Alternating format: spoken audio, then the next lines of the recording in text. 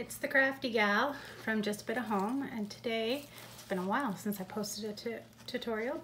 I'm going to show you how I make my rope baskets. There are two variations. I'm going to show you this variation today, and basically that'll give you the beginning of how to make a basket. So I used, if you can believe it or not, a paper bag. Try and switch everything around so it's going in the right direction for you. Okay. Yeah, I don't know. This is maybe why I didn't do a tutorial in a while. So I'm gonna cut the ends off. I know that these paper bags can be found at dollar stores. They can be found at Michael's and even Walmart. It just depends on the size that you want. Some have handles, some don't. So it's just a basic paper bag. I like this one because it's a bit thicker. I found some of the other ones are thinner quality. So we're gonna glue in here. Now remember that the glue will be felt through the bag, so it will be hot. I'm going to fold it over. Again, it's going to be hot inside, so watch your hands. And that basically gives us the beginning of the basket. I am using jute rope from the dollar store. I had some on hand. I cut the little plasticky end off there. I'm not too worried about the fraying because I can burn off the ends if I need to afterwards. So just starting here to get my base started and just lining it up very close to the edge so that I don't see the brown bag, but I'm also on the bag.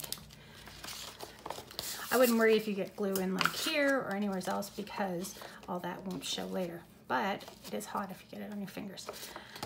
So flip it over and repeat.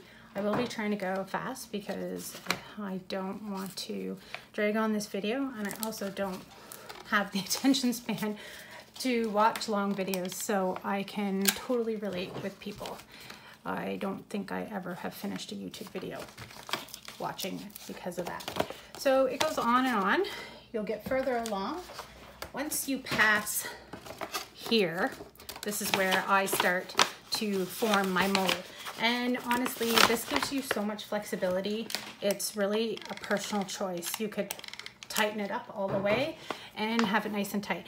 I'm going to be loosening my edges here just to give that wider basket. So I'm holding my hand inside as I form. Again, it will be hot, so don't hold too close. And I'm just using my fingers. When I come around the edges, I'm going to be a little looser just to give that extra gradual widening. And like I said, I'm going just a little bit looser. I'm wondering. Yep, you can see that.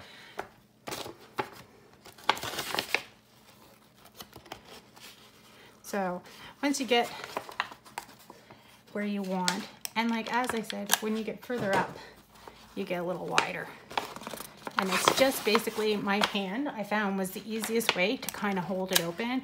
I have tried putting pillows and even tried to put in the rolls of rope to try and hold it. I found that I had better control with my hands. Like I said, just keeping it a little bit looser, and then you'll get that forming happening. So once you get further up, it'll be like this. So see how there's like that flexibility. It's all based on preference, but it gives you that flexibility for the molding. When you get to the top, you just finish it off, cut the rope off. If you want to hang it, it's literally just installing some rope inside, depending on the length that you want. If you want to like have it that the rope is showing for when you hang the flowers, then you would make it a little longer. This is about 20 inches of rope. If you want it shorter and you don't want it to show, then you would do it shorter. This one is the exact same method, except that I took the ropes, the long ropes, and I braided them prior to fixing them to the structure. So you have this kind and this kind. The world is yours. The possibilities are limitless, and it's a cheap project. Have fun crafting and watch for more coming.